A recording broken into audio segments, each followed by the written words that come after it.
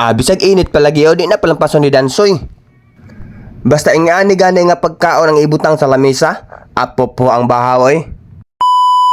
Maayong adlaw sa inyong tanan diha mga ka-BM. So karong adlaw mga ka-BM di ata sa ina sa 99 kay nagasinabot man ang Vipers team nga mga on daw mi sa gawas. Mag chip in ra daw mi kay para dili mi medak-an kay kani pud laging kapusta sa budget. Basta sa ina sa 99 ka mga ka-BM di gyud ka magmahay kay mabusog jud ka og affordable pud kaayo. Samtang naghulat mi sa mga kauban mga ka-BM nagpaluto lang pud mig una kay para nag-abot nila diretso na pud kaon. Og wa pud madugay mga ka-BM nangabot na pud sila og nagpicture pa pud mi pero na video di ay. Pag humanda mga ka-BM amo na pong giplastaran sa lamisa.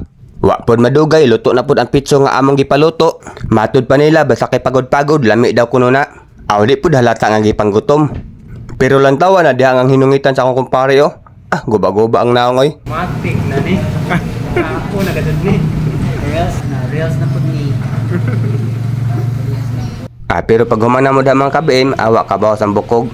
Thank you for watching mga ka-BM and bye-bye. BM Chanel, ride with a smile, libreng kain, sulit every mile, hatid ligaya, every day, every time. BM Chanel, top sa every line. Yeah. May bago sa kanto, may bagong